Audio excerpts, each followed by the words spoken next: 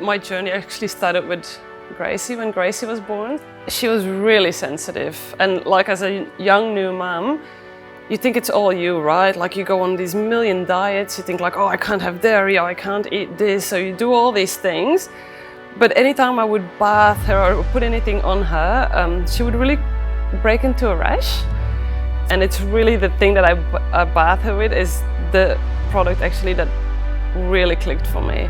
I just took the packaging and I was like, oh, what actually could she react to maybe? And not being able to pronounce all the ingredients, not even understanding what's in it, I don't know, that really like lit a fire in my belly. I was like, hang on, what am I using? I actually have no idea, because you're a busy working person, you just trust marketing, which we learned is not the right thing to do, but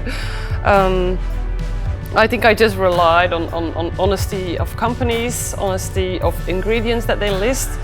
So I started to research all the products that really have good ingredients in them and that are truly natural, because the issue is that words like natural or botanical or anything like that, they're not regulated at all. So any consumer, you just trust it, because what else can you do?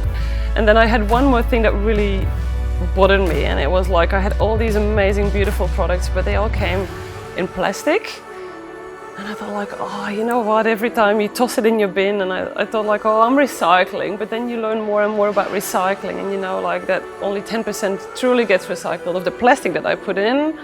And so I think that just was a whole effect, and that all led to me really researching products that were safe for her, in the end safe for us, and that also wouldn't harm the environment. And I recently posted on Insta about the last 8 months, how much we donated, so how much impact we had. And I said to our team, I said like, we're an awesome company, you know, like we fed 4,000 Australians that had no food.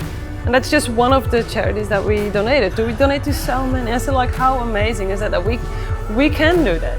8 billion people in the world, right? Like if we all use a plastic thing, we do, every single person can make a difference. And it's hard to know that because there's so much bad news out there. But just think about if what you change, if so many people change, or the effect that you have with this one change on your mom or your partner or even your kids, if they see that, and it just makes something, and it's a ripple effect that just starts to make people aware of anything different out there. So just start with something small, just something small, and give it a go. You'll like it.